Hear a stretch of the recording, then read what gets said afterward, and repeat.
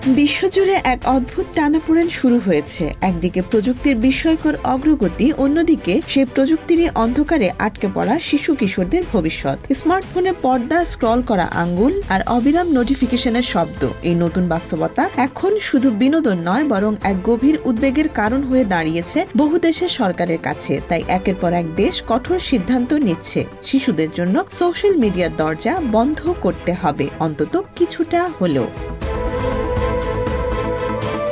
বিশ্বের প্রথম দেশ হিসেবে অস্ট্রেলিয়া 16 বছরের কম বয়সীদের জন্য সোশ্যাল মিডিয়ার ব্যবহার পুরোপুরি নিষিদ্ধ করে আইন পাশের মাধ্যমে। আইনটির প্রতিপালনে সোশ্যাল মিডিয়া প্ল্যাটফর্মগুলো যাতে যথেষ্ট প্রস্তুতি নিতে পারে, সে কারণে তাদেরকে 1 বছর সময় দিয়েছে অস্ট্রেলিয়ার সরকার। 2025 সালের 10 ডিসেম্বর থেকে অস্ট্রেলিয়া জুড়ে কার্যকর হয় নতুন এই আইন। এতে TikTok, X, Facebook, Instagram, YouTube, Snapchat ও থ্রেডস এর মতো প্রধান সামাজিক যোগাযোগ মাধ্যমগুলো ব্যবহার করতে পারবে না দেশটির 16 বছরের কম বয়সী নাগরিকরা। যাদের বয়স 16 বছরের কম, তারা সোশ্যাল মিডিয়ায় নতুন অ্যাকাউন্ট তৈরি করতে পারবে না। আর যাদের ইতোমধ্যেই অ্যাকাউন্ট আছে, তাদের বিদ্যমান প্রোফাইলগুলো নিষ্ক্রিয় করতে হবে।